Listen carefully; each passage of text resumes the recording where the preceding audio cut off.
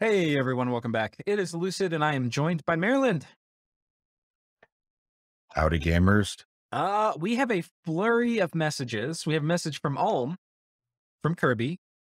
Alas, Soddenmerk has fallen, and with it, most of my vampires will eventually go poof. I have 2 vamps left in my other throne, but not many blood slaves left. Most of my gem slave income has been going towards offensive action through remote assassinations, although remote assassinations have started to become less effective. A few guards on a vamp is often enough to take on an earth elemental. Cool. I guess for a while now, I've been the new equivalent rump state that just continues to exist on the whims of the rest of the players. I don't really have objections other than the continued existence, and to kill things whenever I can. Some of the fort's pan bypass to get my thrones are having occasional insurgency-style breakouts, but it's not much. I have a surprising amount of gold income from my size, still about 2k per turn, so I just dump PD occasionally, recruit mages and unsieged forts. It's hard to remember what all was the last thing I wrote, since it's been weeks between turns for us, and I don't save the turns. All right, we have a novel from Pangaea. Do you want to maybe do that for us, Maerlande? Yeah. Well, this one's short. If you ask me, I think it's pretty messed up that the so-called Lord of Corruption isn't even remotely interested in a seduction offer. Who does he think he is? Okay. If the Silver Throne is domed up, then some of my magic phase stuff against it will bounce, and I won't instantly breach it. But it will also be impossible for the other players to defend it before the conventional siege conquers it. If the throne isn't domed up, I should be able to instantly crack it this turn. If either of the 2 Stygian pass casters succeeds in surviving the journey and leads their demons, since otherwise it'll be a blob of unled troops like last time, which won't contribute to siege strength. If that happens, then it'll force an all-in from Pelagia to defend the throne or I win. If he does all-in, I stand to be able to kill multiple wish casters, which will mean that, even if I don't win the game, Pelagia will lose the core of its late game power, allowing me to simply try again elsewhere, possibly with mass fairy dropout on Vanheim's forest throne. And of course, if there isn't a strong enough response from the other players, I finally win outright. Well, that's pretty much what you predicted. Yep. We're about to see it. I really should be doing a better job of rating this turn, but I've spent so long on this throne push that I'm just going to let it roll and be down some provinces. Okay. All right, so so he's reaching the exhaustion. We should see a magic phrase from Pangaea here. Oh no, is that it? Sword from Hell. It's I don't remember the prolix name, but it's over through. Lich and a Van Jarl versus a Golem.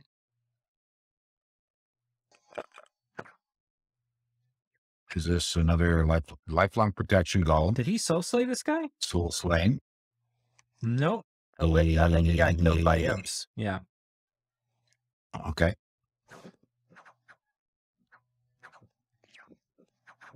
Oh. And that's it. Taps him with that shield.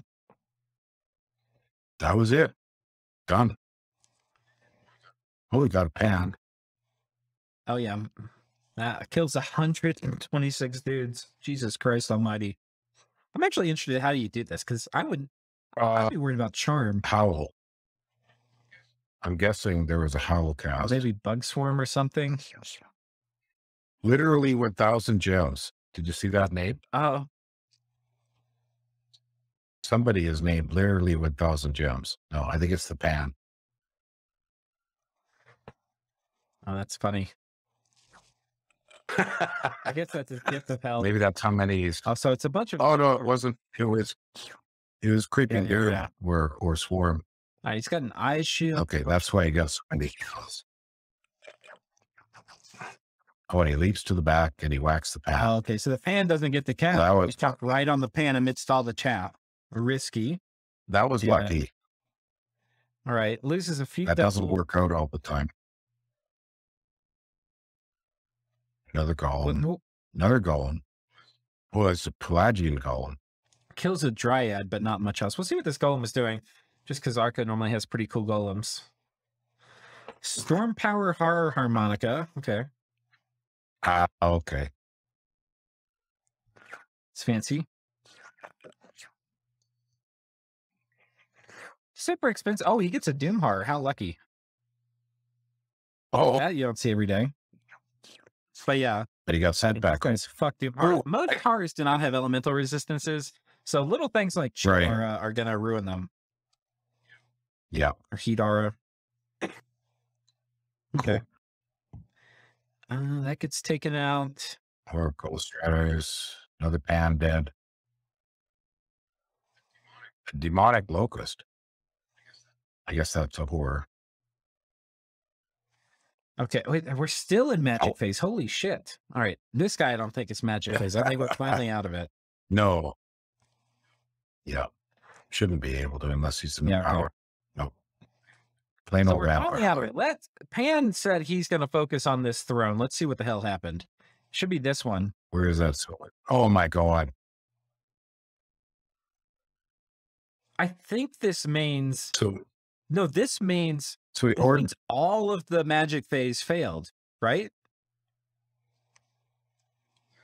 There they are. But I think this was conventional movement. Yeah. That means both of the troops are there. Stygian paths failed. But the troops are there. If we look at it from Pangaea, the guys from Pangaea who could do Stygian paths are not there. That could have been a vampire. A bunch of gate cleavers here to give them siege strength. No. Oh, white mage? No. But this guy can't do wind of worm mage. He's part of a communion. Yeah, nobody here did Stygian paths. So that means there is a dome on this province, and that dome bounced both of Pangaea's armies that were Stygian pathing in, I think.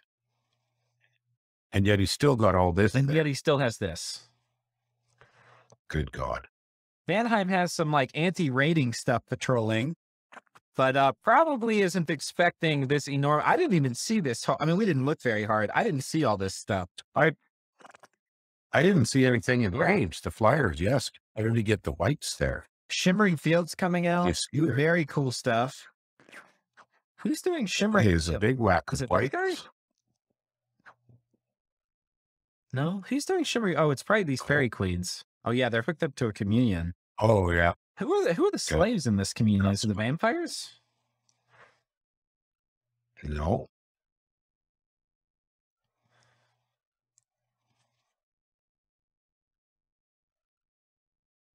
Who are the slaves? Dryads? 4 slaves. Oh, probably this guy, no? Somebody with regen? Who are the goddamn... I think you'll have to go from the effortless screen. Can't be the Dryads. Oh my god, it's the Dryads. You're like the Dryads? The Dryads? I thought. The Dryads? It can't be the Dryads. Well, it is.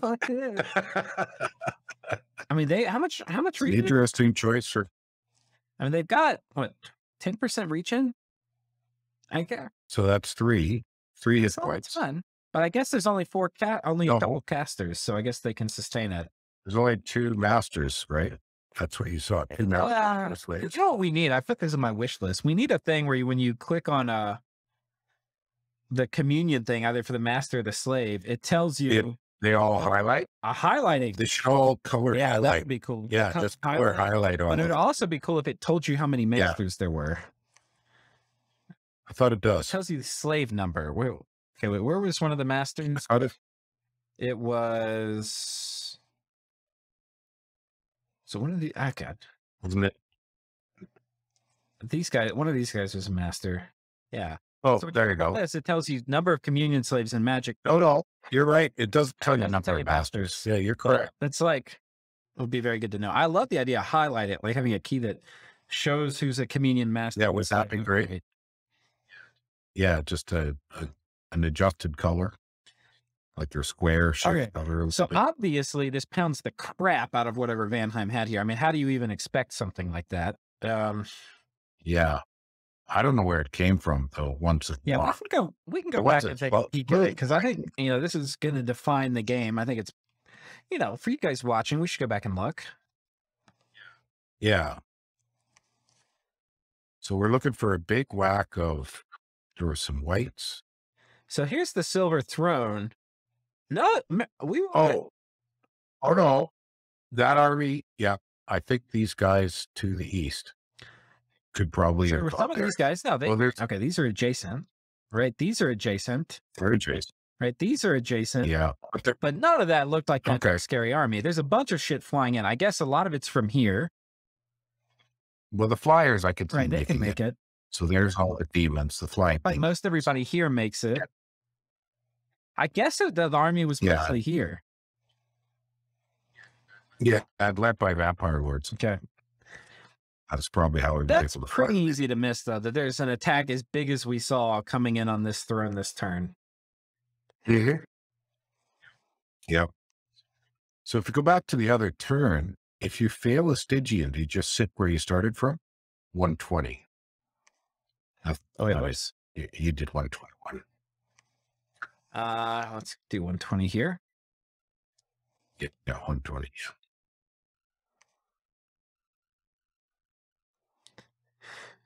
All right. So the question I was wondering is, did all the rest of them sit there back at that throne he just took last turn? No, I think most of them moved out. Some of them here that didn't go. Oh, no, they're going to be here because they failed the Stygian. Yeah. That's what I meant. So the Anuki failed its Stygian path. There's probably another army somewhere in Pangaea or something that failed the Stygian path. Who knows where it was, but. You know what I miss is you used to see an icon for domes in the battle. So you could probe for domes by attacking. Oh, that's kind of cool. Do you remember that? Makes sense. Well, you used to see the round icon like an Adelaide spell showing a dome was up. You don't anymore, and I really missed that. I'd forgotten that it's gone. You said you can still see it in the raid battles, like if you do a raid command, but maybe in a raid. I thought maybe, but maybe I'm wrong. I don't know. Because what I've been doing to probe for domes is I've been making the stone spheres, and then so that you can cast those with like a Bane Lord that's tough enough to take the hit. Okay. Otherwise, it's hard to probe for domes. So this is a casual 1,750 siege defense fort. Come on. And he cracked it in one turn, right? There were a bunch of gate cleavers and other things. So he's maneuvered to make this happen very quickly. And a lot of that was like I think there must have been 8 or 9 gate cleavers here. Plus, it's a ton of flying demons. So I guess this is game. Well, that's the thing. There's a dome. You can't magic phase to react to it now. Like you're kind of he's boned everybody else from defeating it. And there's nothing adjacent Vanheim has, unless there's a ton of Vans hiding. Let's take a look at the score graphs again. Let's go through the battles. We'll see if we miss any big one. If Sai didn't put a ton of time into these, I don't think we need to. I'll probably be a lot. And it's a pretty big army. Gray Barrier. Where is that? Okay, that's on top of this fort. So he's popped the fort of Pangaea's, formerly Ulm's, here. But does Ban care? I don't think he does. Probably not. Pan raiding Arco. Still raiding. He's still raiding. Ashdod's driver. We haven't seen a ton of add-on super combatants. No. Ooh, this is a fancy lifelong protection, iron face, flying boots. Yikes! Doesn't even bother to put armor of knights on though. Oh, but look, he's got no shock resist. Oh my god, this is why devils are good. Oh boy, that was quick. Yeah. One of the counters to Phoenix Fire's flyers and devils do fatigue damage too. I don't know if that worked at all, but. Yeah, he got wrecked. Wow. He sure did. I'm telling you, man, on paper, Phoenix Fire looks broken as hell. Most of the time in experienced player games, it doesn't work. Well, the only time I really had it work was when we did that crazy testing of reverse kayaks. I Phoenix fired a whole pile of garbage magi, and then I blinked them all. Yeah, that's a funny one. I love that. And they just blow up everywhere, you know. Plus, with life after death, then they turn soulless, and then they blow up some more, and it's just too funny. I don't know if it's good, but it sure was funny. Oh my goodness! Oh wait, this was the battle we just saw. This is the game ending. Yeah, no, that's the one we saw. I'm just scrolling through here. I know some people yeah, I know some people swear by Phoenix Pyre golems. Yeah. I've never tried one. It's expensive. You got to empower it. And they typically get beat to hell, and there's no way to get afflictions off a golem. So it's kind of a Right. use wonder. Yeah. All right, let's go ahead and look at the next turn. What do you say? We're only 15 minutes into this. Yeah, let's just do it because we did kind of hear about it, but we haven't seen this. A message from Pangaea. I did not initially gotten pretty hyped because I thought that this throne was domed to heck, and therefore no one else could magic phase to interrupt the storm, nor could Vanheim properly magic phase in the defense of Flames from the Skies fam. Turns out it's not the case, so it's not even all that likely to succeed. That said, now's the time when, wait, I thought it was domed. Because none of the other stuff we thought in the magic phase with the demons. He's saying he thought it was domed to heck. I think what he means is it was lightly domed. It might have one or two domes. I think that's what it means. I was considering doing a vortex off that throne and making everyone else fight, but now I think even a low % chance of success requires that I give a storming a go here. Vanheim's going to need to spend yet another one of his already drained resources to try to hold here, which means that his other two thrones are going to look vulnerable. I have a good shot at defending the Wasteland throne from... So I think Ashdod or Vanheim put one of his thrones under siege. Okay. I'm thinking the smart play here is for Vanheim to back off and let Ashdod take over and storm, since his army is much weaker than what Ashdod can bring. Furthermore, the potential of my winning outright means that we finally get to see how much juice Pelagia has, or at least is willing to spend on blocking me. Hoping to see some major astral travel plays onto my throne from him, with the Throne of Flame being the most vulnerable. That'll both reduce his capacity to do that sort of play later, spends crucial Witchcaster turns, and most importantly, it shows me what I'll need to test against on the next push attempt. Honestly, the only way I win this turn is if Pelagia's actually lost interest in the game, which on some level I wouldn't be able to blame him for, given how long things have been going and how long it would take for anyone other than me to actually win. If the bad guys do slam enough firepower on my rush squad to kill it, it'll suck to lose that many gate cleavers and movement boots, given that those are actually serious gym investments. And it'll take longer to breach any other throne that I can get to. Everything else, though, is easily replaceable, and I can look forward to a second swing at the same throne. And also, I want 2 to 3 of other Vanheim's thrones. Oh. All right, a message from Ashdod. You want to read this one? Per Diplo, it appears that Pan has cracked a Van throne halfway across the world for me. I don't really have anything that can reach it, including my chair with long striders and 54 back move. It looks like the end, as I believe Van lost a fight on top last turn. There's been a good amount of extension prep this turn even so I'm holding out some hope. I'm considering riding out of these defensive positions, but since Van took action on the only throne I can really reach, it doesn't seem like I could get to another Pan throne even if we get a few more turns. For what it's worth, I have scrounged up an army southwest of my cap that's somewhat hidden under some army glamour items. My two throne armies riding out could result in a total defeat if one of them underperformed, so would have preferred to use that auxiliary one. Sorry if I've sat here seemingly so seemingly passive. However, I feel like I'm adjacent to the center of Pan's power, his blood sight, so I felt I had to be the anvil, others are the hammer. I could have totally misread it, and a window has passed me by. Okay, that's a fair analysis to me. You know, he's explaining his thinking. Going to drop 2 flames from the sky west of Misfortune Throne just to thin the horde. My scry is showing 765, mostly mainads, followed by white centers. If he attacks on top of the throne, I get lucky with some folks not showing up. Okay. Pelagia. sending a murdering winner over 7 provinces to that throne that Pan has breached. Okay. That's it. And he claimed Throne of Death. Right. So he claimed. That's his claim.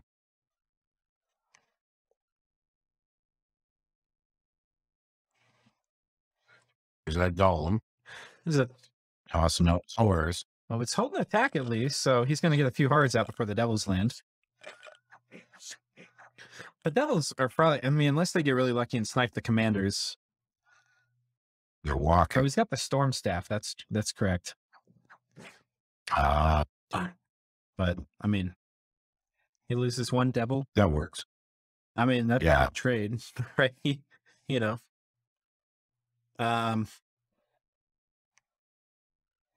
Wars. Killing some of the witches. Ashdod with some golems. It adds. Grading all over the place. We're out of the magic phase, and that is good news for Pangaea, because that means nobody magic phased on his throne. That is correct. Oh my. Oh my. This one. Oh, special monsters attacking Pangaea. A single horror cast. Vanheim attacks on the outside. A lich. 2 witches. And some air elemental summoners. 1 air elemental summoner. Just trying to thin it a bit, I guess. I guess a gym bait. Yeah, basically just a gym bait. But Vanheim is not going to kill this Pangaean army just by gym baiting. Oh my gosh. Side, it's a bunch of skin shifters and werewolves. Wait, werewolves? The fuck? Are these commanders? Where do you get werewolves from as units? I don't know. Oh. I seem to remember that. No. They... Oh my god, I think these are skin shifters that have been nuked with flames from the sky into their second form. Well, he said he hit with the murdering. So yeah, that's what those are. Huh. So they're already in second form. Yeah, look at the afflictions. Yeah, that's exactly what it is. Yeah, flames and or murder. It might have been the murdering winter actually helped Pangaea. Maybe it targeted the Vanheim force. Well, it's random who it targets. But it's also based on army types. I don't know exactly how it works. It won't target like it used to be it would target like scouts and stuff. But they fixed it so it only is going to go after armies. But I don't... Well, it sure looks like Van got hit by it. Does. Let's take a look at the buffs here. I mean, Vanheim's got a lot of buffs. He's got Lucky. He's got Army of Gold. Regen. He's got Regen. Those ice dolls are in the back. But there's just a lot of demons. We've got Demonic Cleansing. We've got Relief. We've got Chow. We've got Rigor Mortis. So we do have the Demonic Cleansing Rigor Mortis combo. So these guys should be... Oh. Wait. All units on the battlefield. Demonic Cleansing, though. All demons will take double damage. Okay. Wait, why are these demons not fatigued out? 37. It's pretty late. Maybe because it's Pam's with fatigued out. No, they're there. Hilts hit everybody. It's a sword with no hilt. Oh, okay. Some of them are, but there's no fatigue from shooting. Yeah, you don't get fatigue, right? But you still get hit by rigor mortis. You have to get it. But yeah, it's less fatigue certainly. If you're not striking anything. Oh, rigor's random which ways it hits. Eventually, it'll hit everything. Yeah, look at the blue bar under them. They've taken a fair bit of fatigue. And Pan also has a lot of these whites.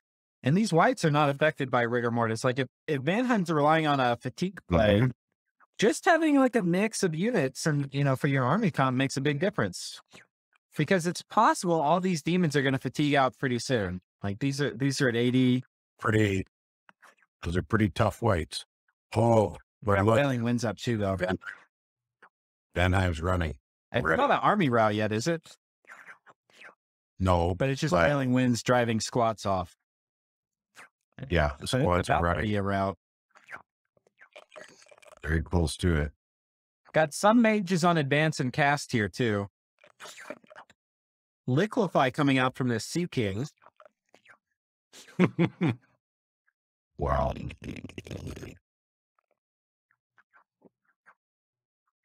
Interesting. Those great eagles are still there. I want to see the god. Where's the Vanheim god? And maybe was he not in position to magic phase in? Wasn't he on a, no. Yeah, he was on he raided into a province without a lab. Didn't he? Oh, no, that's not him. Okay. Yeah, he might have. I think he did. I think he got caught out of position without a lab. I don't know. I don't know if this army would be able to kill that white mage. I think this is, if that white mage like showed it off against that small army, this is when you need it. Yeah. Yeah, that might have been a big mistake.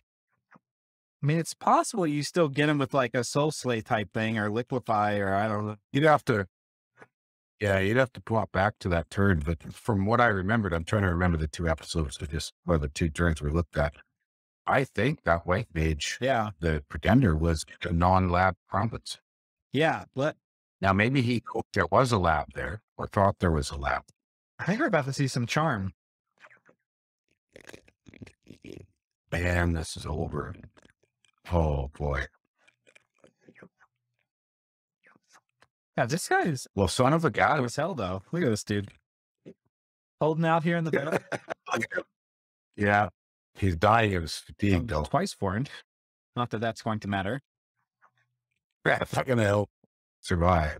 Save his fort. He sure is holding up the gates. Well, those are false horrors though. Oh. So he's surrounded by garbage. There he goes. And yeah, that's game. I don't think let's go check the other thrones. Damn. They'd have to be cracked. None of those were cracked. For these, none of these are cracked. And for these, this one, he's armed with a big army.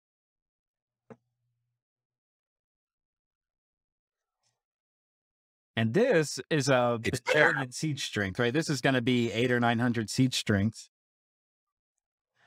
But yeah, but it didn't pop. It didn't pop. Ashdod, does he finally ride out, or did these guys? Okay, no. Well, this was at least a ride out. Well, he broke siege. Yeah. I think he was too conservative. He was like, you guys might think I'm being too conservative, but I need to be the anvil. I mean, I think he does have some armor, some army size items running around, but so it's hard for us to really know, but I feel like there's some armies. It's good. I feel like the thing is like his superpower was having really strong doom stacks. Well, there were, there was things that weren't great about the timing of him getting in a war with Pangaea while also in a war with Vanheim, which I think was a misplay, but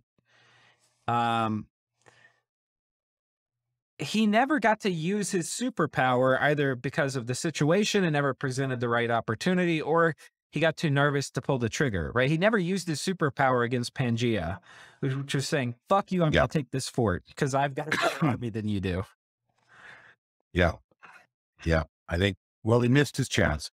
If he had a chance. So what I was going to say is the idea of being the anvil for someone else's hammer is great if there's a hammer, but there isn't a hammer. Yeah. But Vanheim doesn't have any hammers left. Yeah. And Pelagia's hammer never came up. I think Pelagia was like, look, guys, I'm going to focus on eco. You guys all teamed up on me all game, right? Because y'all were too scared I was going to win. And now you get to deal with the consequences.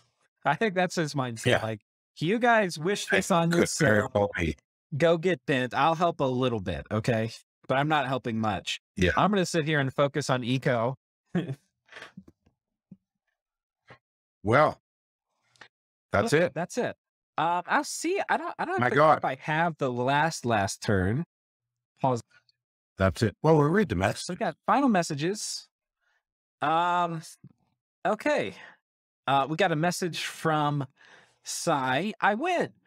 I know that Maerlande had doing interviews with the players after the game, so I'll save a detailed overview of the game from my perspective for that. I'll instead just say that I played a very normal game of Pangaea as I promised from the very start of the game. By that I mean I took a very normal build, an imprisoned stat resist build that includes larger to improve my strategic mobility, White Centaur repel, Dryad survivability, etc. I then did normal early research goals with a rush towards alteration, conjuration, and enchantment, followed by a deep dip into construction 7 for weapons of sharpness, followed by thom 7 for charm and anti-thugging. I went into blood as early as I could, started Pandemoniac. production early, and never turning it off until gold stopped being a resource. I was particularly advantaged by having Mount Chaining to allow my Vampire Lord transition to be drastically more economical, but that transition is something that Pan will want to make anyways if the game goes late. Finally, in the late game, I used Pan's national strengths. The Pani themselves allow for a large number of mid-sized armies, which are each capable of casting a full coverage suite of battlefield buffs with advance and cast that can't be countered by most supercombatants. That means your armies effectively require doom stacks to beat them, and you have a lot more of them than the other players in your game, and they tend to be easier to replace since you're not reliant on anything cap only. Okay. Very fair comment. In my case, again, thanks in part to Mount Chaining, but mostly thanks to just how late the game went, my armies became hordes of demons rather than cataphracts. But the fundamental idea is the same. Pangaea doesn't out-deathball other nations, but they don't have to when they can cover more ground, while still pushing enemy death balls and making it expensive to retake territory with Dryad and assassination spam. At most phases in the game, whether it was how I countered Van's big army with level 7 research power spikes before losing my own by overextending, how I countered raiders with charm, how I fought End with mid-sized stacks, juking it out with his own, juking it out, I don't know. Juking. I would have used duking, but he said juking. To the army cycling that I did around Pelagia, to the final big buff-supported armies, everything that I did was Pangaea played normally, and these are the sorts of plays that you should expect to see when playing or fighting against middle-aged Pangaea. Yeah. I mean, I think there were things that aren't normal, like he had the pianist broadcasting station. That was pretty fucking cool. Did you pathing around the map? Yeah, that was unexpected. And he had broken into all the paths, so he had all the buffs, not just the pan buffs. Those are a couple of big pieces of luck. Getting the Venus broadcasting system and getting Mount Chaining were bits of not just luck, but partially luck.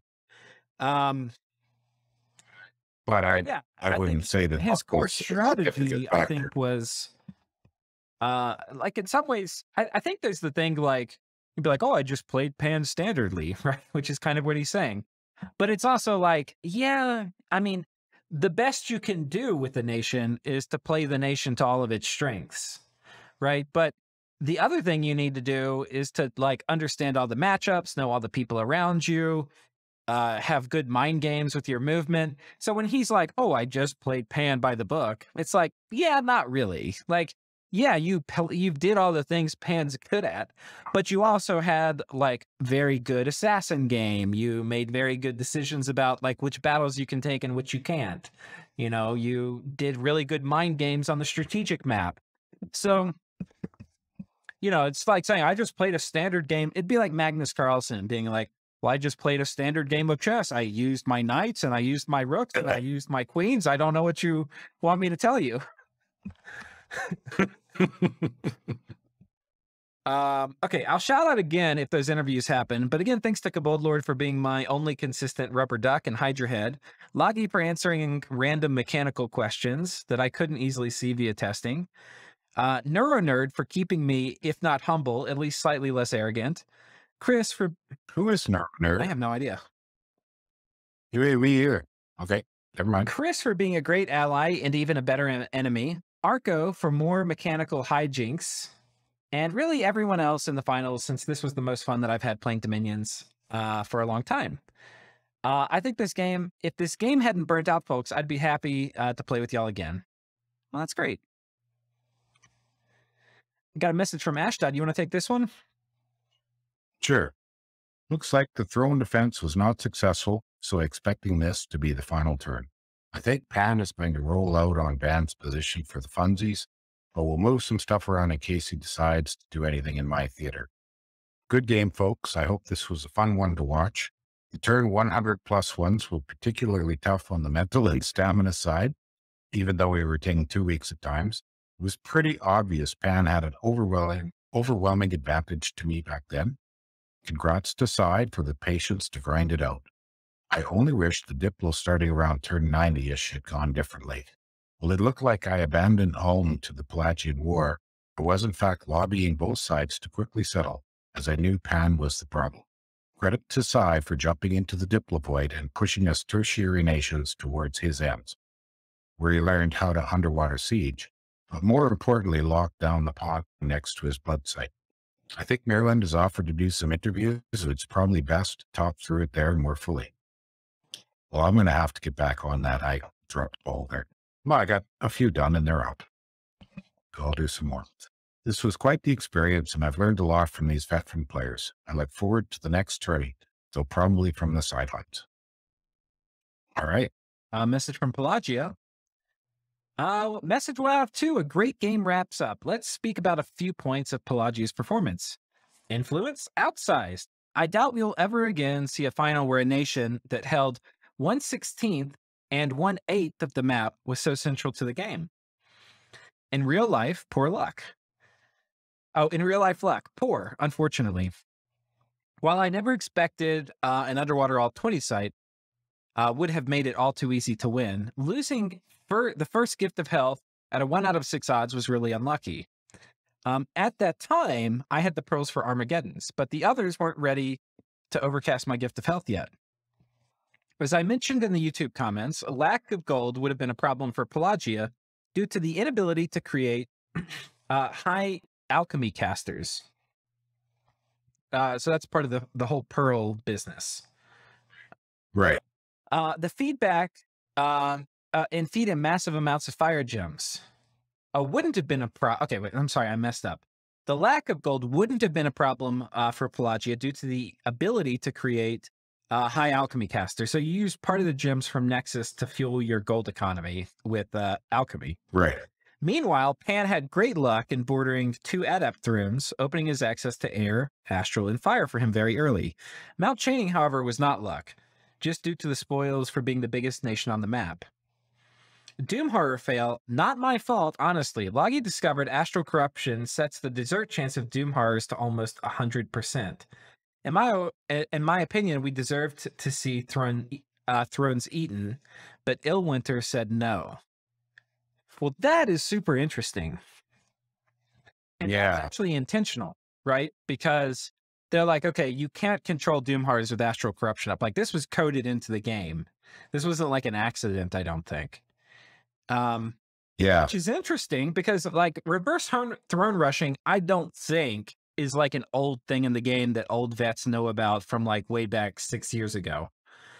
It's something that like people have been figuring out in the past couple years. Yeah, I don't remember hearing about it until you guys started talking about it. I'd yet to see it in play. Yeah, I've had it done to me. It's annoying. But what's interesting about this is the counter. The counter to that is you put up astral corruption, apparently. God help us. Interesting. Wow. I need to keep that one in mind. I mean, a game where it could be a reverse. I thought when he was talking here about the Doom Horrors, I thought he was talking about when that time when the Doom Horror killed his god and knocked down Nexus. Yeah. But maybe that's a part. No, that's not what he's getting at.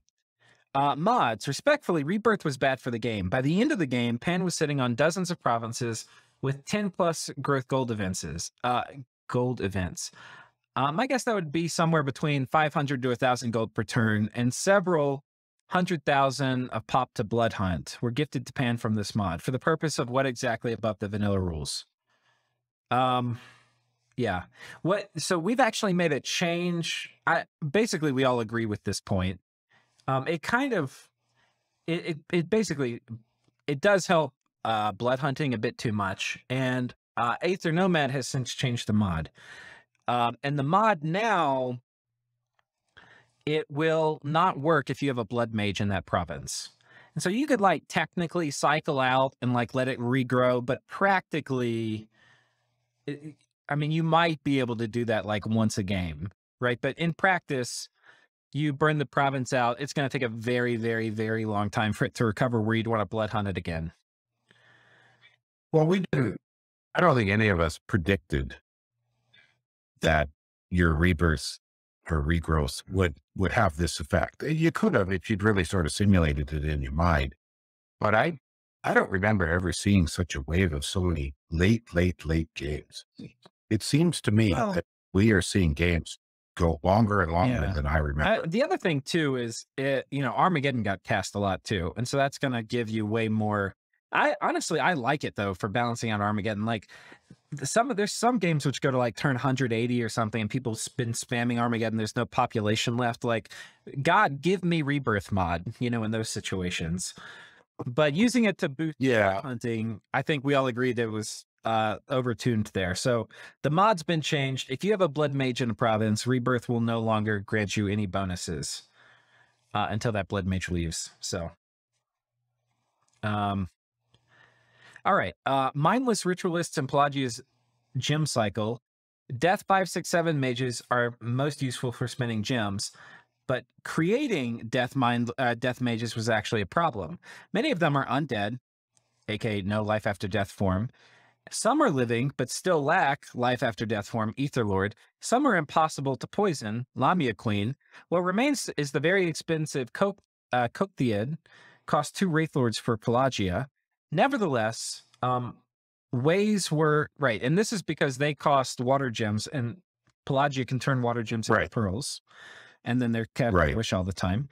Nevertheless, ways were found to improve the cycle. If I ever get to play Pelagia again, it will be even leaner and meaner. Cool. Let's give a few things here. One is, I don't know if you'd be open to this, Maerlande. We haven't really talked about it before. If you do the interviews, how about we direct people to your channel where they can watch them? Yep, they are on my channel. The first few are on my. So we'll put a link in the video to Maerlande's channel. And if he's got some interviews. I think there's only a couple up so far. There's Jachello and actually, I think they're sitting in my edit box. Good. So I have a few ready. Yeah, it'd be really good, I think, to get Scion especially, but definitely also Arco and Ashdod and Kirby with Ulm and that'd be awesome. Well, I think I've shared that I just burnt out so badly this summer. I got so overwhelmed.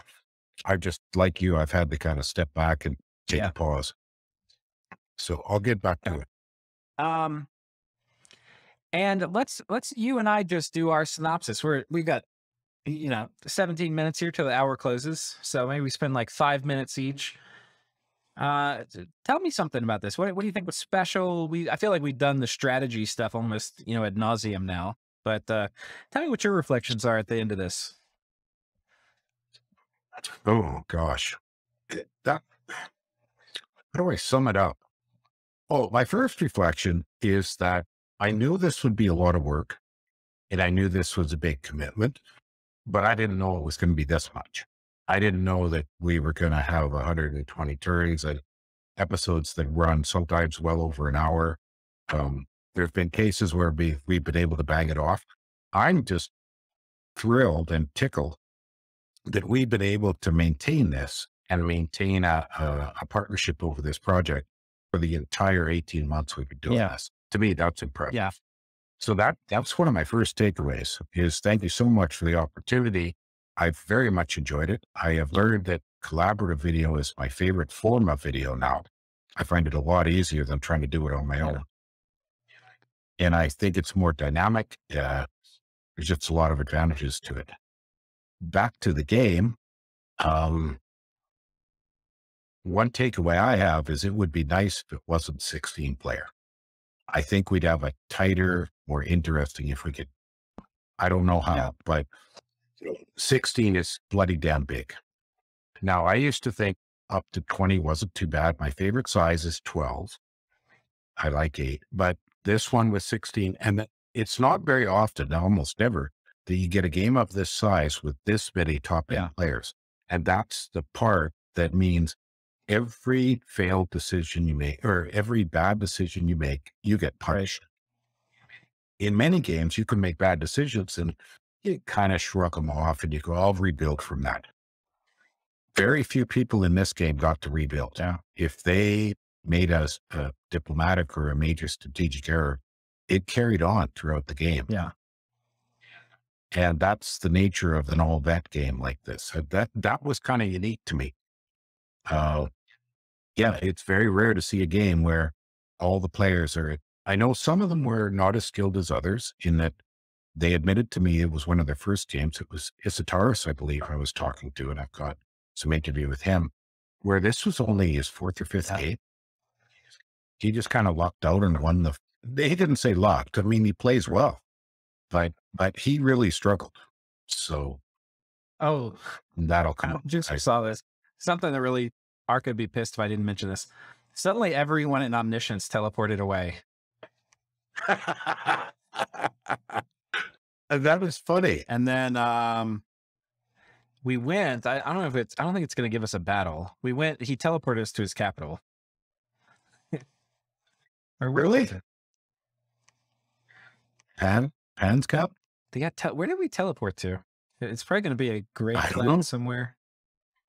Oh, go to province. There's a go to province. Trollwoods? Really? Oh, look at that. No, there was nothing there. That crazy spell. So he wished for friends, and he got really lucky. And out of all the provinces he got our cap. He got ours. That is really funny. That is very funny. Yeah. And there's actually no way to get back to our cap. We're like permanently disconnected from it. That's funny. Yeah. Not that you can enter order now.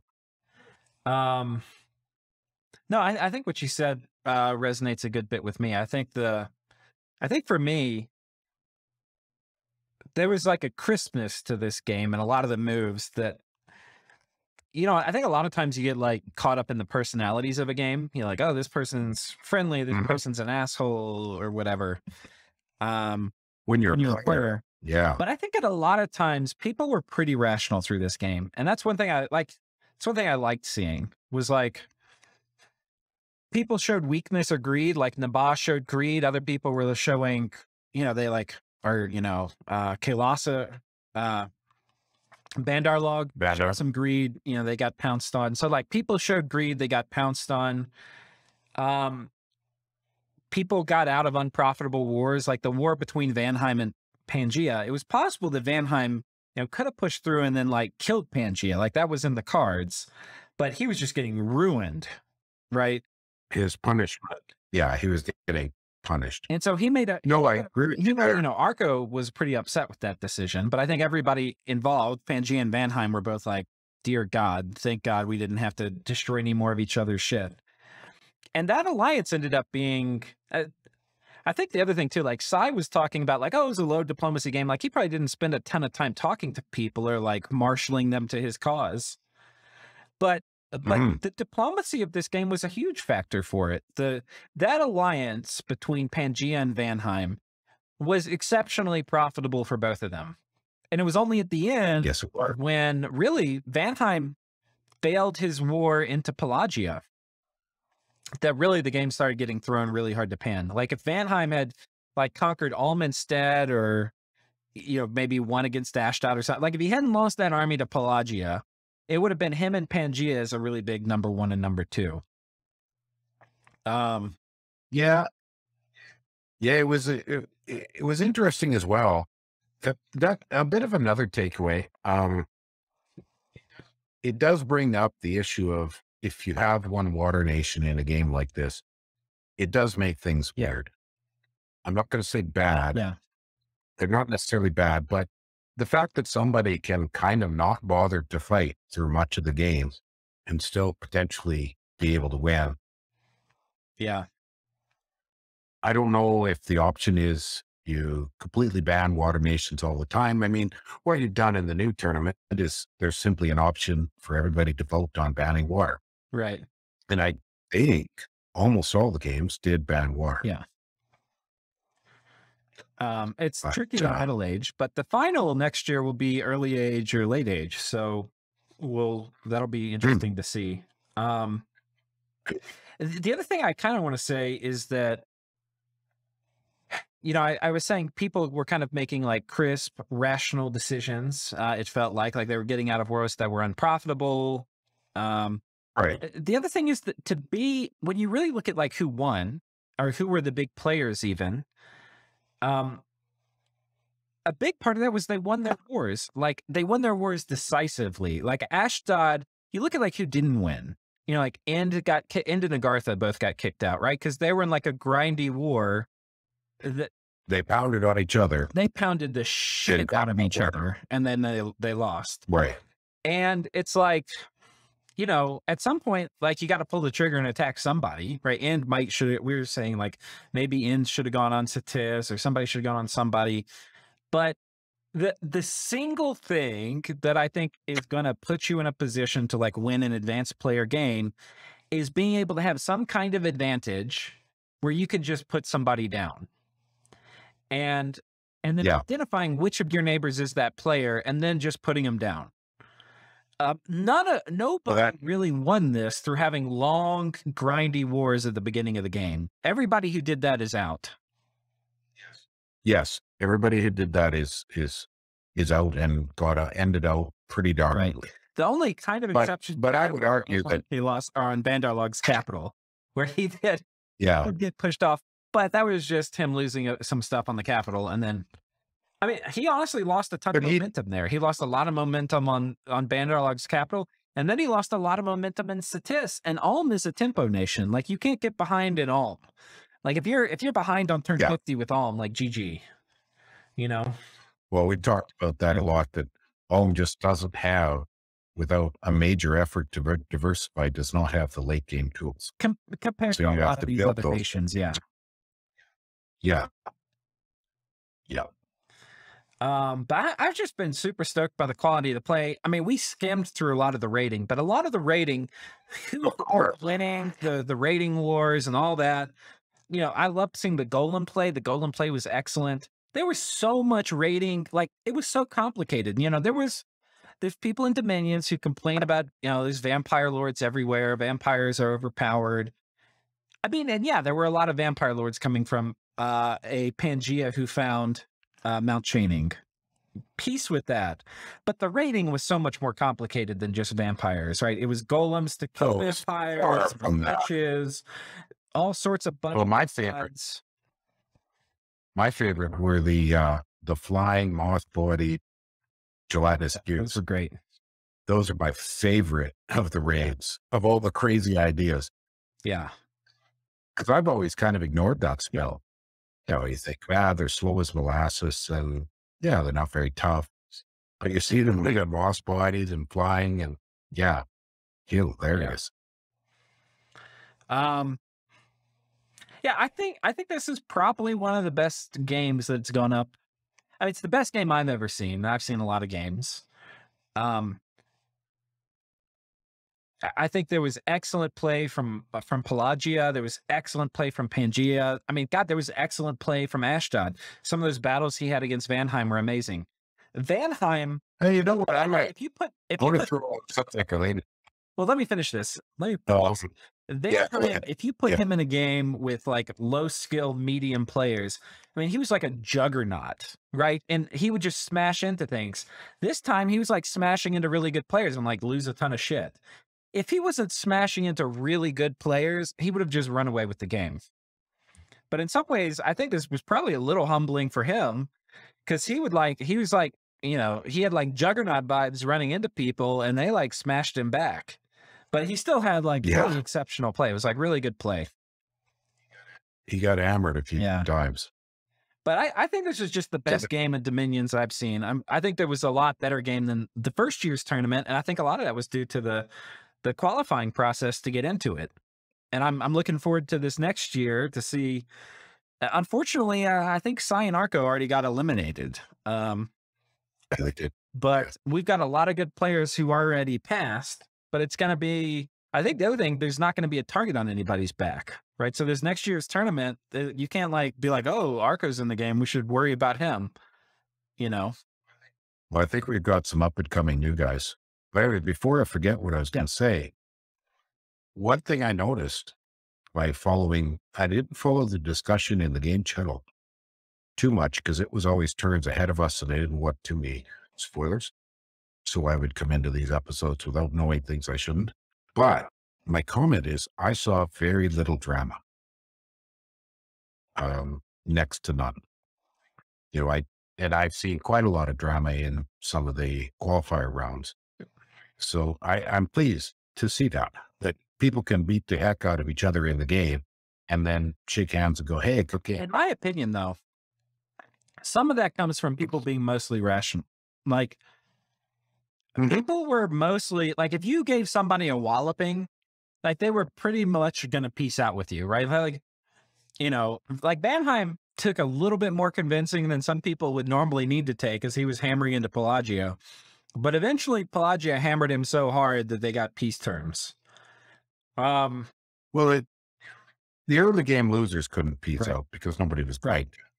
I mean, they were dying. Yeah, but you don't expect it, right? Like if I'm down to my cap and a few mages, I'm not going to get upset because you won't give me peace terms. I'll be like, all right, I'll die honorably, you know? Yeah, it's the best you can do. Yeah, that's an interesting, I think I generally agree with your comment that if everybody is playing this rationally with the basic goal of winning with good play, then you shouldn't have much in the way of drama. Right. Because a decision to either stay at war or go to peace or any of those sorts of things will be based upon, you know, rational self-interest. Yeah, I mean, it's the lose-lose things that are frustrating, right? And everybody who did lose-lose things, they weren't trying to. Like, End wasn't trying to have a lose-lose thing with Agartha. He was, like, slowly winning, but Agartha was just taking off pounds of flesh from him. You know? Yeah.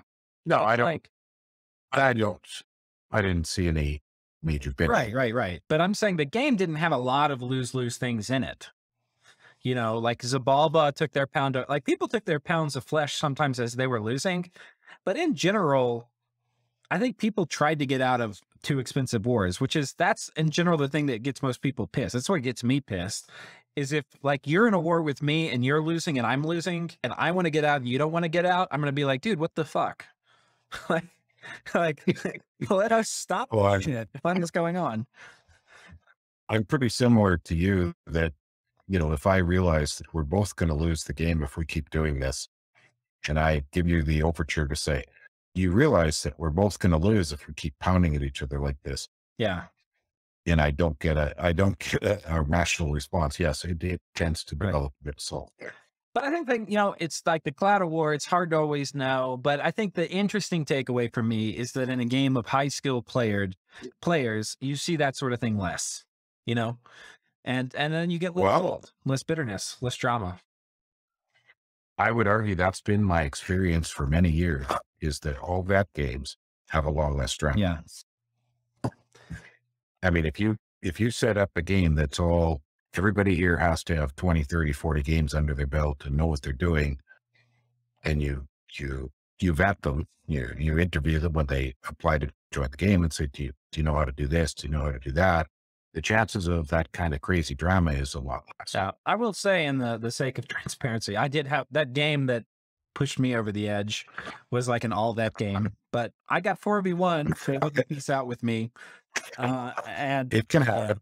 But anyway, I was making a generalization. There's always going to be the exception. Yeah. No, I mean, it's understandable if you're part of a 4v1, you don't really want to peace out, but they didn't get, we fought them off. So, I haven't had any troubles with anything outrageously salty. My burnout is just because due to due to the way that extensions work and everything, I got in way too many outrageous games at the same time. All right, Maerlande, we are creeping up on the 1 hour mark. I want to take the last bit of time here to thank everybody who was in the game. It was a huge time commitment, not just for Maerlande and I, but for the players. They put, I'm almost certain that Sai and Arco and Ashdod and all, I'm pretty sure everybody that is on the map here at the end of the game, I'm pretty sure they put more time into the game than Maerlande and I did. Oh, I'm sure they did. I'm sure they did. Absolutely. So many thanks to them for qualifying for the tournament, giving us this excellent performance, fighting to the very end. I mean, God, look at Ulm fighting to the very end. Yeah, exactly. And of course, Wonderful. Congratulations to Sai, winning what I've seen as the most competitive game of Dominions. So I think he has the title of being damn near the best. So congratulations, Sai. Well, since this is the only worldwide consistent tournament going, he would be the master. Right. Until next year. Right. So until next year, so enjoy the crown. And Maerlande, thank you so much for casting this with me. You are most welcome. Thank you for inviting me. And as a reminder, everybody go to Maerlande's channel, check out the interviews, which he's gonna coordinate and post. You bet. Take care, folks.